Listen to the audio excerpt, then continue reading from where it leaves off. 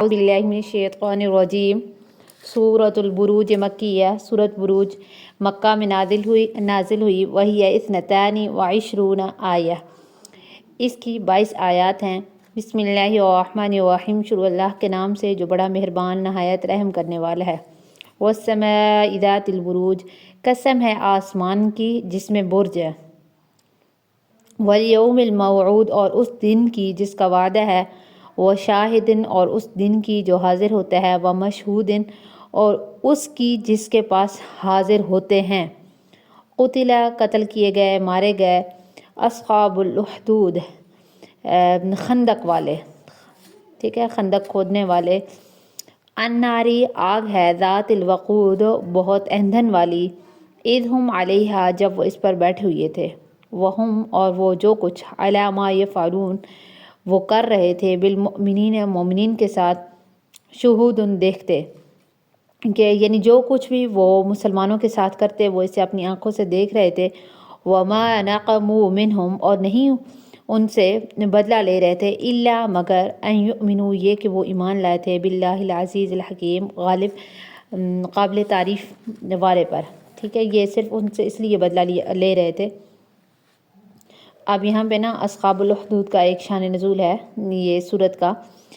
کہ کوئی کافر ایک بادشاہ تھا، اس کے پاس ایک کاہن تھا۔ کاہن اس کو کہتے ہوتے ہیں جو شیاطین کے ذریعے یا ستاروں کے آثار وغیرہ کے ذریعے کچھ مستقبل کی غیبی خبریں معلوم کر کے لوگوں کو بتائے۔ تو اس کاہن نے، یہ جو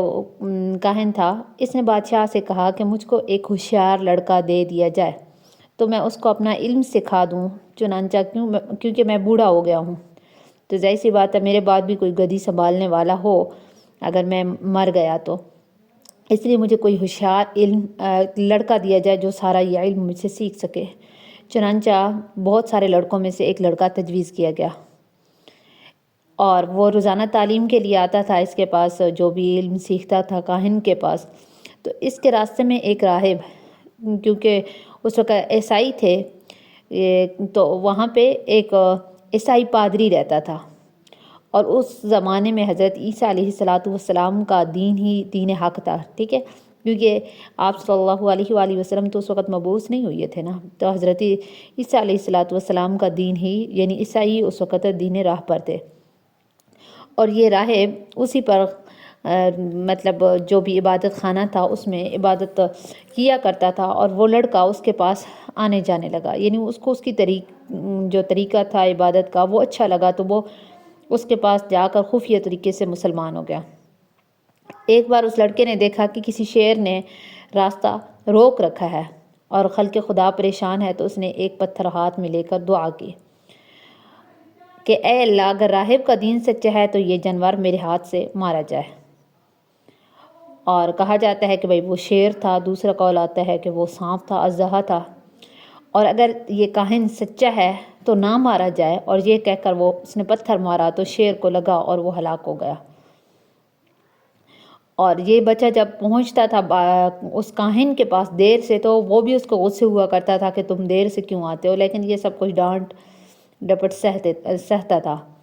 اب جب لوگوں نے یہ واقعہ دیکھا تو لوگوں میں شور ہو گیا کہ اس لڑکے کو کوئی عجیب علم آتا ہے۔ اسی طریقے سے ایک اندھا تھا، اس نے سنا، آ کر درخواست کی کہ میری آنکھیں اچھی ہو جائیں، تو لڑکے نے یہ شرط رکھی کہ تو مسلمان ہو جا تو میں یہ تمہاری آنکھیں ٹھیک کر دوں گا۔ چنانچہ اس نے اسے قبول کیا، لڑکے نے دعا کی تو وہ اچھا ہو گیا اور مسلمان ہو گیا۔ اور بادشاہ کو یہ خبریں پہنچی تو اس راہب کو اور لڑکے کو اور اس نابینے جو اندھا تھا اس کو گرفتار کر کے بلایا، بلکہ بادشاہ کے دربار کا جو آدمی تھا وہ بھی مسلمان ہو گیا تھا، وزیر وغیرہ۔ تو اس نے راہب اور اعمیٰ کو، جو اندھا تھا، اس کو تو قتل کر دیا، اور لڑکے کے لیے حکم دیا، لڑکے کا نام ہے عبداللہ بن تامر، ٹھیک ہے، لڑکے کے لیے حکم دیا کہ پہاڑ کے اوپر لے جا کر اس کو گرا دیا جائے۔ عبداللہ بن تامر، تا الف زبر تا میم را تامر، ٹھیک ہے، تو گرا دیا جائے، مگر جو لوگ اس کو لے گئے تھے وہ خود گر کر ہلاک ہو گئے، اور لڑکا صحیح سلامت واپس آ گیا۔ پھر بادشاہ نے سمندر میں غرق کرنے کا حکم دیا تو وہ اس سے بھی بچ گیا، اور جو لوگ اس کو لے کر گئے تھے وہ سب کے سب ڈوب گئے۔ پھر خود لڑکے نے بادشاہ سے کہا کہ مجھ کو اگر تم قتل کرنا چاہتے ہو تو اس کا ایک ہی طریقہ ہے، اس کے علاوہ میں نہیں مار سکتا ہوں۔ تو بادشاہ نے پوچھا وہ کون سا طریقہ ہے؟ تو اس لڑکے نے کہا کہ بھائی مجھ کو بسم اللہ کہہ کر میری پیشانی پر یہ جو کن پٹی ہوتی ہے نا اس پر تیر چلاؤ تو میں مر جاؤں گا، لیکن شرط یہ ہوگی کہ بسم اللہ پڑھو۔ تو چنانچہ ایسے ہی کیا گیا اور جو لڑکا تھا وہ مر گیا۔ تو اب اس عجیب واقعے کو دیکھ کر جو ساری عوام وغیرہ تھی تو ان کی زبان سے نعرہ تکبیر بلند ہوا اور سارے اللہ تعالیٰ پر ایمان لائے، ٹھیک ہے۔ اب بادشاہ بڑا پریشان ہوا اور جو اراکین سلطنت وغیرہ جو تھے ان سے مشورہ کیا کہ کیا کیا جائے۔ تو ان کے مشورے سے پھر بڑی بڑی خندقیں کھودیں، آگ سے وہ خندقیں بھروا دیں اور بھروا کر پھر اشتہار دے دیا کہ بھائی جو شخص اسلام سے نہ پھرے گا اس کو آگ میں جلا دیا جائے گا۔ چنانچہ بہت آدمی جلائے گئے۔ اس صورت کے اندر اللہ تعالیٰ اسی کے غضب کا بیان کر رہے ہیں، جو کچھ اس نے مسلمانوں کے ساتھ کی ہے اس چیز کا اللہ تعالیٰ ذکر فرما رہے ہیں۔ اور یہاں پہ سب سے پہلے فرمایا ہے، پھر اس کی مزید تفصیل بتاتی ہوں، ٹھیک ہے، کہ وَالسَّمَاءِ ذَاتِ الْبُرُوجِ، کہ بروج برج کی جمع ہے، تو برج بڑے محل یا قلعے کو کہا جاتا ہے، اور قرآن مجید میں ہے کہ وَلَوْ كُنْتُمْ فِي بُرُوجٍ مُشَيَّدَةٍ، ٹھیک ہے، اگر چاہے تم مضبوط قلعوں میں ہو۔ تو یہاں بروج سے مراد محلات ہیں، اور اس کے علاوہ بھی اقوال ہیں، ٹھیک ہے۔ برج کے لغوی معنی ظہور کے بھی ہوتے ہیں، تبرج الجاہلیہ والا بے پردہ کھلے پھرنے کے بھی ہیں جو ہم نے پڑھا وَلَا تَبَرَّجْنَ تَبَرُّجَ الْجَاهِلِيَّةِ الْأُولَىٰ، ٹھیک ہے۔ تو اس آیت میں بروج سے مراد جو جمہور مفسرین ہیں ان کے نزدیک بڑے بڑے ستارے مراد ہیں۔ حضرت عبداللہ بن عباس، امام مجاہد، حضرت امام ضحاک، حضرت حسن بصری، حضرت قتادہ رحمہ اللہ، ٹھیک ہے، امام صدہ رحمہ اللہ، یہ ساروں کا یہی قول ہے کہ بڑے بڑے بڑے ستارے مراد ہیں۔ اور بعض دوسرے جو ائمہ تفسیر ہے، جی، یہ جو یہ اس سے وہی ستارے مراد ہیں جو یہ برج عام ہوتے طور پر ہیں، جی کہتے ہیں کہ اس کا ستارہ یہ، اس کا برج یہ ہے، اس کا جی یہ جی۔ اور مریخ حضرت ہے۔ دوسرے ائمہ جو ہیں ائمہ تفسیر، انہوں نے اس جگہ بروج سے مراد قصور یعنی محلات مراد لیے ہیں، ٹھیک ہے، محلات مراد لیے ہیں، اور اس سے مراد وہ مکانات ہیں جو آسمان میں پہروداروں اور نگران فرشتوں کے لیے مقرر ہے۔ اور بعض جو متأخرین ہیں، ٹھیک ہے، پیچھے والے ہیں، انہوں نے بروج سے مراد وہ برج بتلائے ہیں جو فلاسفہ کی اصطلاح کے اندر ہیں، ٹھیک ہے، کہ کل آسمان کو 12 حصوں کے اندر انہوں نے تقسیم کر کے ہر حصے کو ایک برج کہا ہے، ٹھیک ہے، برج کہا جاتا ہے فلاسفہ کی نظر کے اندر۔ تو ان کا یہ خیال ہے کہ بھائی جو ثوابت ستارے ہیں انہی برجوں میں اپنی جگہ ان کی مقیم ہیں وہ، اور جو سیارے وغیرہ ہیں، ٹھیک ہے، تو حرکت فلک وغیرہ کے ساتھ وہ بھی متحرک ہوتے ہیں، اور ان برجوں کے اندر برجوں میں جو سیارے وغیرہ ہوتے ہیں ان کا نزول ہوتا ہے، ٹھیک ہے۔ لیکن یہ چیز سراسر غلط ہے۔ قرآن مجید جو سیارے وغیرہ ہیں ان کو آسمان میں مرکوز نہیں قرار دیتا ہے، بلکہ ہر سیارے کو اپنی ذاتی حرکت سے متحرک قرار دیتا ہے، کہ سورہ یاسین کے اندر اللہ تعالیٰ فرماتے ہیں وَكُلُّهُمْ فِي فَلَكٍ يَسْبَحُونَ، یعنی فلک سے مراد اس میں آسمان نہیں بلکہ اللہ تعالیٰ یعنی یہ جو سیارے ہیں ان کا مدار مراد لیا ہے جس کے اندر وہ حرکت کرتے ہوتے ہیں، ٹھیک ہے۔ تو یہ جو فلاسفہ والے برج ہیں یہ مراد نہیں ہیں۔ اگر والیوم الموعود وشاہد و مشہود، اس کے اندر بھی پھر یوم موعود سے کیا مراد ہے، ٹھیک ہے، یوم موعود سے مراد قیامت کا دن مراد ہے، اور شاہد سے مراد جمعہ کا دن مراد ہے، ٹھیک ہے، جمعہ کا دن جو حاضر ہوتا ہے، اور مشہود سے مراد یوم عرفہ کا دن مراد ہے، ٹھیک ہے، 9 ذی الحجہ والا دن، یہ عرفہ کا دن مراد ہے۔ اور اس آیت کے اندر اس آیت میں اللہ تعالیٰ نے 4 چیزوں کی قسم کھائی ہے۔ سب سے پہلے وَالسَّمَاءِ ذَاتِ الْبُرُوجِ، برجوں والے آسمان کی، اور پھر اس کے بعد اللہ تعالیٰ نے قیامت کے دن کی، پھر جمعے کی، پھر عرفہ کے دنوں کی قسم اللہ تعالیٰ نے، یہ جو عرفہ کے دن ہوتے ہیں، ٹھیک ہے، ذی الحجہ کے جو سٹارٹ کے 9 دن ہوتے ہیں، 10 دن ہوتے ہیں، ٹھیک ہے، ان کی قسم کھائی ہے۔ تو مناسبت ان چیزوں کی قسم کے یعنی جواب قسم کے ساتھ یہ ہے کہ یہ ساری جو چیزیں ہیں نا یہ اللہ تعالیٰ کی قدرت کاملہ کی نشانی ہیں، ٹھیک ہے، پھر حساب و کتاب اور جزا سزا وغیرہ پر بھی یہ دلائل ہیں، ٹھیک ہے۔ اور جو روز جمعہ ہے، جمعہ کا دن ہے، عرفہ ہے، یہ مومنین کے لیے ذخیرہ آخرت جمع کرنے کا مبارک والا دن ہے۔ تو آگے پھر اللہ تعالیٰ نے جوابی قسم دی ہے، اس کے اندر ان کفار پر لعنت کر دی ہے جنہوں نے مسلمانوں کو ان کی ایمان کی وجہ سے آگ میں جلایا تھا۔ اور مسلم شریف کے اندر بھی واقعہ آیا ہے کہ اور بعض روایات کے اندر آتا ہے کہ یہ جو ساحر ابھی میں نے بتایا ہے، جس کے پاس یہ کاہن بتایا ہے کہ اس کے پاس بچہ دین یہ سیکھنے جایا کرتا تھا، تو بعض میں آتا ہے کہ وہ ساحر تھا، جادوگر تھا۔ اور یہ جو بادشاہ ہے جس کا ذکر ہے اس واقعے کے اندر، یہ یمن کا بادشاہ تھا جس کا نام حضرت عبداللہ بن عباس فرماتے ہیں کہ بھائی یوسف ذو نواس تھا، ٹھیک ہے، یوسف ذو نواس تھا، اور اس کا زمانہ آپ علیہ الصلوۃ والسلام کی ولادت باسعادت سے تقریباً 70 سال پہلے کا ہے۔ اور یہ لڑکا جس کو کاہن یا ساحر کے پاس اس کا فن سیکھنے کے لیے بادشاہ نے معمور کیا تھا، اس کا نام عبداللہ بن تامر ہے، اور راہب عیسائی جو تھا یہ مذہب کا عابد اور زاہد ہے، اور اس زمانے کے اندر حضرت عیسیٰ علیہ الصلوۃ والسلام کا دین ہی دین حق تھا، اس لیے یہ راہب اس وقت کا سچا مسلمان تھا۔ اور یہ لڑکا جو تھا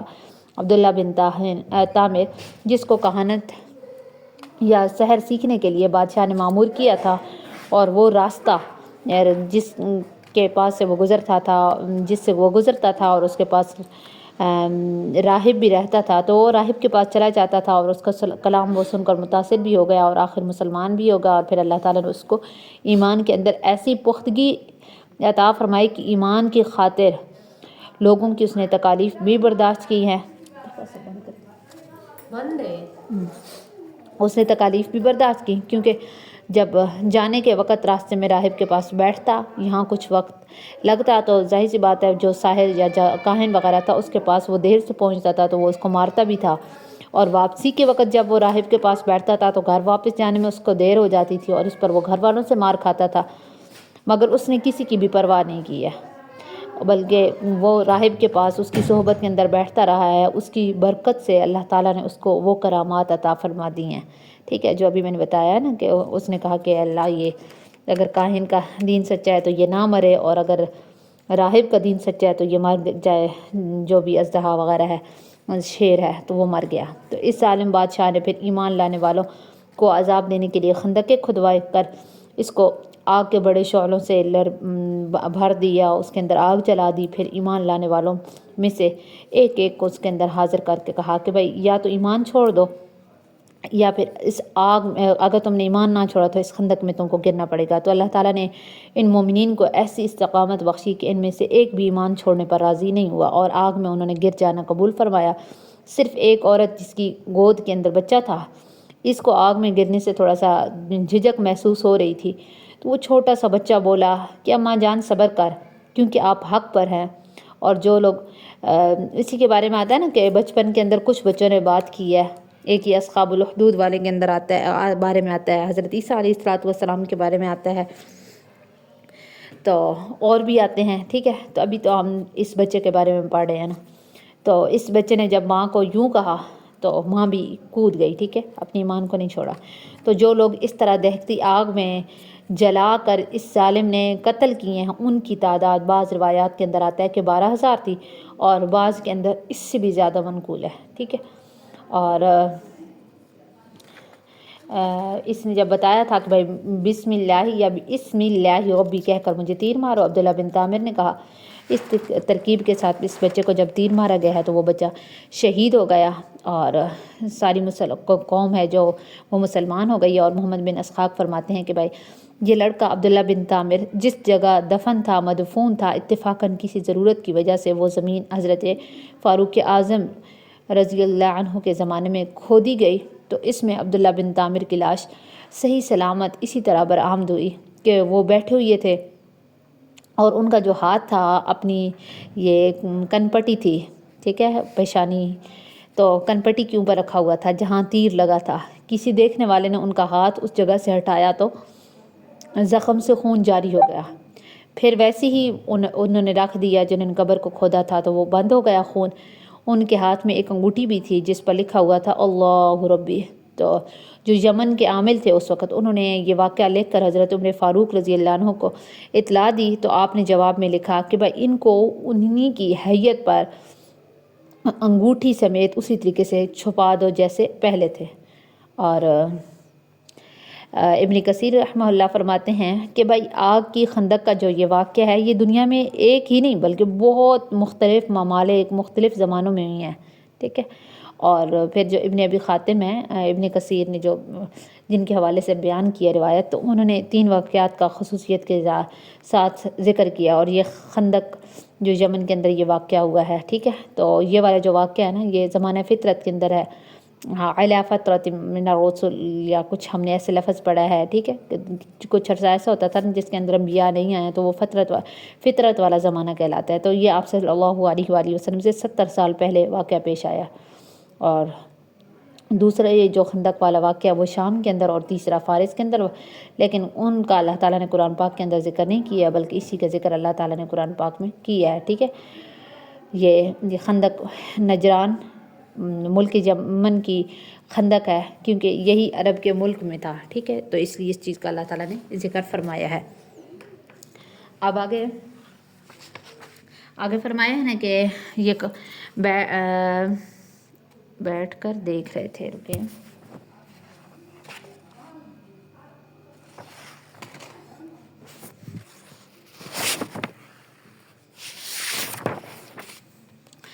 آگے فرمایا ہے کہ اذ ہم علیہا قعود وہم علی ما یفعلون بالمؤمنین شہود۔ تو ظاہر سی بات ہے اب مسلمان جب جل رہے تھے تو یہ اس کے اوپر بیٹھ کر دیکھ رہے تھے، اور اب ان کا کیا حال ہوا ہے یہ بھی آگے ہی ایک ساتھ ہی بتا دیتی ہوں، علیحدہ علیحدہ سے بتانے کے بجائے، ٹھیک ہے۔ ویسے یہ بھی جل کر راکھ ہی ہو گئے تھے، پورا شہر ہی جل گیا تھا۔ آگے فرمایا ہے کہ وما نقموا، کہ انہوں نے ان سے بدلہ نہ دیا تھا ایمان والوں سے صرف اس وجہ سے کہ بھائی وہ اللہ تعالیٰ پر غالب قابل تعریف والے پر ایمان لے آئے تھے۔ پھر اللہ تعالیٰ فرماتے ہیں الذی، وہی ذات ہے، لہ ملک السماوات والارض، جس کے لیے آسمان اور زمین کی بادشاہت ہے، واللہ علی کل شیء شہید، اور اللہ تعالیٰ ہر چیز پر گواہ ہے۔ ان الذین فتنوا المؤمنین،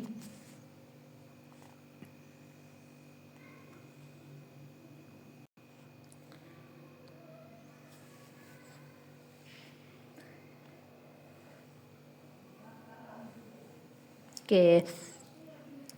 ان الذین فتنوا المؤمنین، کے بے شک وہ لوگ جن کو آزمایا گیا، ٹھیک ہے، المؤمنین مومن مردوں کو، کہ بے شک مومن مردوں کو آزمایا گیا، والمؤمنات اور مومن عورتوں کو، ثم لم یتوبوا، پھر انہوں نے توبہ نہ کی، فلہم، اچھا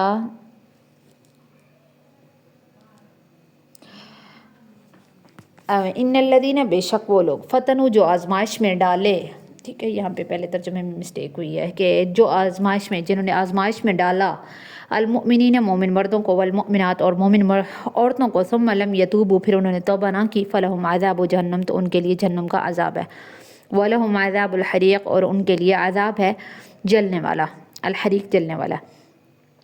ان الذین آمنوا، بے شک وہ لوگ جو ایمان لائے، وعملوا الصالحات، عمل صالح کیے، لہم جنات تجری، ان کے لیے باغات ہیں، تجری جاری ہوں گی، من تحت الانہار، جن کے نیچے سے نہریں، ذالک الفوز الکبیر، یہ بہت بڑی کامیابی ہے۔ ان بطش ربک، ان بطش، بے شک پکڑ، ربک آپ کے رب کی، لشدید، بہت سخت ہے، کہ آپ کے رب کی جو پکڑ ہے وہ بہت زیادہ سخت ہے۔ انہ یبدئ، بے شک وہ، یبدئ پہلی دفعہ پیدا کرتا ہے، ویعید، اور دوسری دفعہ بھی، وہو الغفور، اور وہ بخشنے والا ہے، الودود، محبت کرنے والا ہے، ذو العرش، عرش والا ہے، المجید، جو بڑی شان والا ہے، یعنی عرش کا مالک بڑی شان والا ہے، فعال لما یرید، وہ کر ڈالنے والا ہے، یعنی وہ کرتا ہے، فعال ہم نے پڑھا ہے نا، فعال، وہ کر ڈالتا ہے، لما یرید، جو وہ ارادہ کرتا ہے۔ حل اتاک، کہ آپ کے پاس آئی، حدیث الجنود، لشکروں کی خبر، فرعون و ثمود، فرعون اور ثمود کے لشکر کی خبر، بل الذین، بلکہ وہ لوگ، کفروا، جنہوں نے کفر کیا، فی تکذیب، وہ جھٹلانے والے ہیں، ٹھیک ہے، یعنی کوئی نہیں بلکہ یہ سن کر جھٹلانے ہی والے ہیں، انہوں نے کفر ہی کیا ہے، واللہ، اور اللہ تعالیٰ، من ورائہم محیط، ان کو ہر طرف سے گھیرے ہوئی ہیں، بل ہوا، بلکہ وہ، قرآن مجید، قرآن بڑی شان والا ہے، فی لوح محفوظ، فی لوح، لوہے میں لکھا ہوا ہے، فی لوح محفوظ، لوہے محفوظ کے اندر، کہ خود سے تھوڑا ترجمہ کر کے کہ وہ لوہے محفوظ کے اندر لکھا ہوا ہے، ٹھیک ہے، سٹارٹ سے اندر لفظ ترجمہ محذوف، ٹھیک ہے۔ تو اب یہاں پہ ان الذین فتنوا المؤمنین والمؤمنات اور فلہم عذاب جہنم ولہم عذاب الحریق، پہلا اللہ تعالیٰ نے ان کا عذاب یعنی 2 سزائیں اللہ تعالیٰ نے بیان کی ہیں کہ فلہم عذاب جہنم یعنی ان کے لیے آخرت میں جہنم کا عذاب ہے، پھر اللہ تعالیٰ نے فرمایا ولہم عذاب الحریق یعنی ان کے لیے جلنے کا عذاب ہے۔ تو ہو سکتا ہے کہ بھائی جو دوسرا جملہ ہے یہ پہلے ہی جملے کو بیان اور تاکید وغیرہ کر رہا ہو اس کی، ٹھیک ہے، اور معنی یہ ہو کہ بھائی جہنم میں جا کر اس کو ہمیشہ آگ میں جلنے کا عذاب ملے گا، اور یہ بھی ہو سکتا ہے کہ بھائی دوسرے جملے میں ان کی اسی دنیا والی سزا کا اللہ تعالیٰ نے ذکر کیا ہو، جیسا کہ بعض روایات کے اندر آتا ہے کہ جن مومنین کو ان لوگوں نے آگ کی خندق میں ڈالا تھا، اللہ تعالیٰ نے ان کو تکلیف سے یعنی ان کو تو اس تکلیف سے اس طرح بچلا دیا کہ آگ چھونے سے پہلے ہی ان کی جو روحیں وغیرہ تھیں وہ قبض کر لی گئی ہیں، آگ میں مردہ جسم وہ پڑے یعنی گرے ہیں، پھر یہ آگ اتنی بھڑک اٹھی کہ جو خندق کی حدود وغیرہ تھی اس سے وہ باہر نکل کر پورے شہر کے اندر پھیل گئی، اور ان سارے لوگوں کو جو مسلمانوں کے جلنے کا تماشا دیکھ رہے تھے، ٹھیک ہے، وَهُمْ عَلَى مَا يَفْعَلُونَ بِالْمُؤْمِنِينَ شُهُودٌ یعنی کہ جو کچھ مومنین کے ساتھ ہو رہا تھا وہ اس چیز کو دیکھ رہے تھے، ٹھیک ہے، تو جو مومنین کے جلنے وغیرہ کا تماشا تھا وہ دیکھ رہے تھے، تو اس آگ نے ان سب کو جلا کر راکھ کر دیا ہے۔ یہ صرف جو ذونواس بادشاہ ہے یہ بچا ہے اور یہ بھاگ نکلا ہے اور آگ سے بچنے کے لیے اپنے آپ کو اس نے دریا میں ڈال دیا، پھر اس کے اندر وہ غرق ہو کر مرا ہے، ٹھیک ہے۔ تو پھر اللہ تعالیٰ نے اس کے اندر کہ یہ عذاب ان لوگوں پر پڑے گا جو اپنے اس فعل پر نادم ہو کر تائب نہیں ہوئی ہیں، توبہ انہوں نے نہیں کی ہے، ٹھیک ہے۔ تو سمجھے اس میں ان لوگوں کو توبہ کی طرف دعوت دی گئی ہے، اور حضرت حسن بصری رحمہ اللہ فرماتے ہیں کہ اللہ تعالیٰ کے اس جو صحیح جس کو کہتے تھے سخاوت، جود و کرم وغیرہ کو دیکھیں کہ بھائی ان لوگوں نے اللہ تعالیٰ کے اولیاء کو زندہ جلا کر ان کا تماشا دیکھا، اور اللہ تعالیٰ اس پر بھی ان کی توبہ اور مغفرت کی طرف دعوت دے رہے ہیں، ٹھیک ہے۔ تو ایک بہت بڑی بات ہے یہ چیز، تو امید ہے سمجھ آ گئی ہوگی۔ کوشش تو یہ کر رہی تھی کہ آپ لوگوں کو تفصیلاً واقعہ بتاؤں گی، لیکن یہ بس مختصر کیونکہ یہ جو ذونواس بادشاہ ہے یہ یوسف ذونواس اس کا علیحدہ سے بھی واقعہ ہے، تو انشاءاللہ کبھی وقت ملا تو وہ بھی بتاؤں گی، ٹھیک ہے، ثم انشاءاللہ۔